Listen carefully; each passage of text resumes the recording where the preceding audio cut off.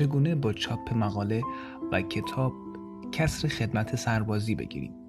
آیا می‌دانستید که با چاپ کتاب می‌توانید مشمول کسر خدمت سربازی شوید؟